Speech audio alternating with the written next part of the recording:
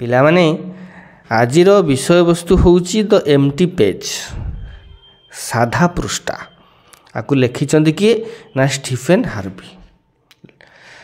Late us start. କାହା ପାଇଁ ଲେଖା ବା ଲେଖିବା କ'ଣ କେଜାଣି ଲେଖକଙ୍କ ପାଇଁ ଏହା ଏକ ତପସ୍ୟା, ଏହା ଏକ ପୂଜା, ଏକ ପ୍ରାର୍ଥନା, ଏକ ଆରାଧନା, ଯାହା କେବଳ ଏକାଗ୍ରତା, ପବିତ୍ରତା, ଭକ୍ତି ବଳରେ ଲାଭ କରିବା ସମ୍ଭବ। ଜଣେ ଯେତେବେଳେ ଲେଖିବା ପାଇଁ କମ୍ପ୍ୟୁଟର ଆଗରେ ବସେ ସେତେବେଳେ କମ୍ପ୍ୟୁଟରର ପରଦା ଫାଙ୍କା ଥାଏ। ଯେତେବେଳେ ଖାତା କଲମ ଧରି ବସେ ସେତେବେଳେ କାଗଜର ପୃଷ୍ଠା ଶୂନ୍ୟ ଥାଏ।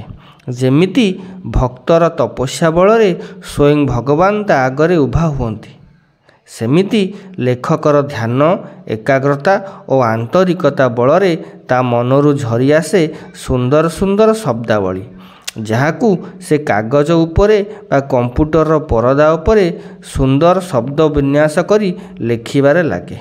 ଫାଙ୍କା ପୃଷ୍ଠା ଧୀରେ ଧୀରେ ପୂରି ଉଠେ। ଧାଡ଼ି ପରେ ଧାଡ଼ି, ପୃଷ୍ଠା ପରେ ପୃଷ୍ଠା ଗଡ଼ି ଚାଲେ। ବେଳେବେଳେ ଲେଖକ ଲେଖାଠୁ ଟିକେ ଦୂରେଇ ଯାଇ ଅନ୍ୟାନ୍ୟ କାମଧନ୍ଦାରେ ମନ ଦିଏ। ସେତେବେଳେ ଶବ୍ଦମାନେ ତା କାନରେ ଗୁଣୁ ଗୁଣୁ ଶବ୍ଦ କରି ତାକୁ ଟେବୁଲ ପାଖକୁ ଡାକି ଆଣନ୍ତି। ଭାବନା ତାକୁ ନିଜ ଭିତରେ ବାନ୍ଧି ରଖେ। ସେ ଅନୁଭବ କରେ ଲେଖା ହିଁ ତା'ର ଜୀବନ, ଏହା ବିନା ସେ ବଞ୍ଚିପାରିବ ନାହିଁ। ଫଳରେ ସେ ପୁନଃ ନିଜକୁ କାଗଜ ପାଖରେ ଆବିଷ୍କାର କରେ। ମନ ଦେଇ ଲେଖିବା ଏକ ସୁନ୍ଦର କଳା। ସେ ଲେଖିବାକୁ ବସିଲେ ତା ମନକୁ ଅନେକ ନୂଆ ନୂଆ ଚିନ୍ତା, ଚେତନା ଓ ଭାବନା ଆସିଯାଏ। ତା ମନରେ ଭାଷାର ଢେଉ ଖେଳେ, ଶବ୍ଦର ଝଙ୍କାର ଶୁଣାଯାଏ। ସେ ପ୍ରତ୍ୟେକ ଶବ୍ଦ, ପ୍ରତ୍ୟେକ ଚିନ୍ତାଧାରାକୁ ସମ୍ମାନ ଦେଇ ଲେଖି ଚାଲେ। କିଏ? ଲେଖକ। ତା କଲମ ମୁନରେ ବହିର ପୃଷ୍ଠା ସବୁ ପୂରିଯାଏ। ସେ ବର୍ଷ ପରେ ବର୍ଷ ଲେଖି ଲେଖି ବୁଢ଼ା ହୋଇଯାଏ, ମାତ୍ର ତା ଲେଖା କେବେ ବୁଢ଼ା ହୁଏ ନାହିଁ। ଲେଖା ହେଉଛି ଚିର ଯୌବନର ଅଧିକାରୀ। ସେ ଥରେ ଲେଖିସାରି ତାକୁ ଆଉ ଥରେ ପଢ଼ିନିଏ, ଭୁଲ ଥିଲେ ସଂଶୋଧନ କରିନିଏ। ତା'ର ଶେଷ ସ୍ପର୍ଶ ପରେ ଲେଖା ଅତି ମନଲୋଭା ଓ ହୃଦୟସ୍ପର୍ଶୀ ହୁଏ। ଲେଖକ ଶ୍ରେଣୀଗୃହରେ ଥିବା ପିଲାମାନଙ୍କୁ ଉତ୍ତର ଲେଖିବାର ଦେଖିଛନ୍ତି। ତାଙ୍କୁ ଲାଗେ ସେ ପିଲାମାନେ ଯେମିତି ଲେଖିବାକୁ ତପସ୍ୟା ଭାବରେ ଗ୍ରହଣ କରିନାହାନ୍ତି, ଜୋର ଜବରଦସ୍ତ ଭାବିକି ଲେଖୁଛନ୍ତି। ପରୀକ୍ଷାରେ ପାସ୍ କରିବାକୁ ଲେଖୁଛନ୍ତି। ଲେଖାକୁ କେହି ଉପଭୋଗ କରୁନାହାନ୍ତି। ଲେଖାରେ ଆନ୍ତରିକତା ନାହିଁ। ନ ଲେଖିଲେ ନ ଚଳେ, ପରୀକ୍ଷାରେ ପାସ୍ କରିପାରିବେନି, ଫେଲ୍ ହେଇଯିବେ, ଏହି ନ୍ୟାୟରେ ସେମାନେ ଲେଖୁଛନ୍ତି। ଅଥଚ ଏଭଳି ପିଲାମାନେ ପରୀକ୍ଷାରେ ଭଲ ନମ୍ବର ରଖି ପାସ୍ କରନ୍ତି ଓ ଜୀବନରେ ପ୍ରତିଷ୍ଠିତ ହୁଅନ୍ତି ମଧ୍ୟ। କିନ୍ତୁ ଲେଖାର ତାଡ଼ନା, ମାଧୁର୍ଯ୍ୟ, ସୌନ୍ଦର୍ଯ୍ୟ ବିଷୟରେ ନ ଜାଣିବି ବସ୍ତୁବାଦୀ ଦୁନିଆରେ ସେମାନେ ସଫଳ। ଥରେ ଲେଖକ ଶ୍ରେଣୀରେ ଦେଖିଲେ ପିଲାମାନେ ଝାଳନାଳ ହୋଇ ଲେଖିବାକୁ ଚେଷ୍ଟା କରୁଛନ୍ତି। ସେ ପିଲାମାନଙ୍କୁ ଉପଦେଶ ଦେଇ କହିଲେ, ପିଲେ, ତୁମର ମନର କଥା ଶୁଣ, ତାରି ନିର୍ଦ୍ଦେଶରେ ଲେଖ। କେବଳ ମନ ହିଁ ଉପଯୁକ୍ତ ଉତ୍ତର ଦେବ।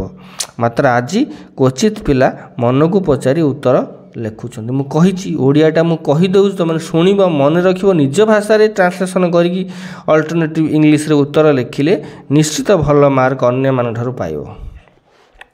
ତାପରେ ଲେଖକ କହୁଛନ୍ତି, ଜଣେ ଭଲ ଲେଖକ ପାଇଁ କୌଣସି ଲୁଛାଛପା ସ୍ୱରର ସାହାଯ୍ୟ ଦରକାର ପଡ଼େ ନାହିଁ। ଆମ ଚତୁଃପାର୍ଶ୍ୱରେ ଅନେକ ସ୍ୱର ଶୁଣିବାକୁ ମିଳେ।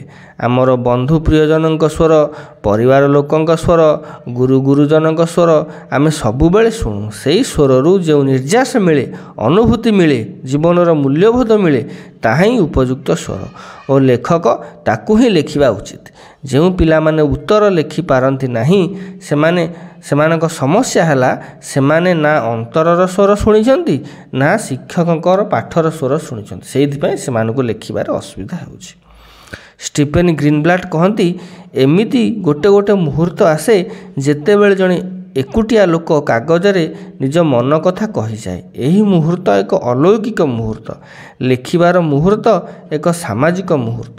ସେଥିପାଇଁ ସକ୍ରେଟିସ୍ କହନ୍ତି, ଲେଖା ଅହରହ ଚାଲିଥାଏ ଓ କଥାବାର୍ତ୍ତାରେ ଥାଏ।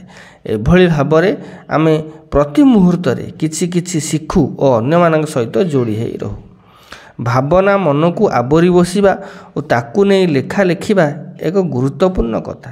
ଜେମ୍ସ ବ୍ରିଟନ୍ କହନ୍ତି, ଯେତେବେଳେ ଆମେ କହୁ ଆମେ ଭାଷା ତିଆରି କରୁ, ଆମେ ଆମ ଭାବନାକୁ ରୂପ ଦେଉ ଓ ସେହି ରୂପ କଥା ଆକାରରେ ବାହାରି ଆସେ, ଲେଖା ରୂପରେ ପ୍ରକଟିତ ହୁଏ। କଥା କହିବା ଯାହା ନଦୀରେ ଡଙ୍ଗା ଭସାଇ ଦେଇ ଏହା ଠିକ୍ ସ୍ଥାନରେ ଲାଗିବ ବୋଲି ଆଶା କରିବା ସେଇଆ।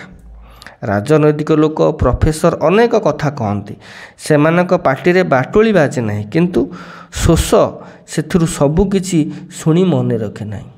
ସେ କେବଳ କିଛି ଗୁରୁତ୍ୱପୂର୍ଣ୍ଣ କଥା ଶୁଣେ, ମନେ ରଖେ ଓ ଅନ୍ୟ ସବୁ ଭୁଲିଯାଏ।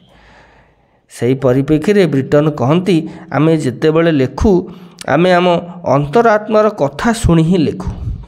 କ'ଣ ଲେଖା ହେବ ଏକଥା ମନ ସ୍ଥିର କରେ। ମନର ଯାଦୁକର୍ମ ଶକ୍ତି କାଗଜ ଉପରେ ଲେଖା ରୂପରେ ପ୍ରତିଭାତ ହୁଏ। ଯଦିଓ ମନ ପ୍ରତିଦିନ ଅନେକ କଥା ଶୁଣେ, ଅନେକ କଥା ଭାବେ, କେବଳ ବଛା ବଛା କଥା ହିଁ ଲେଖାର ରୂପ ନିଏ।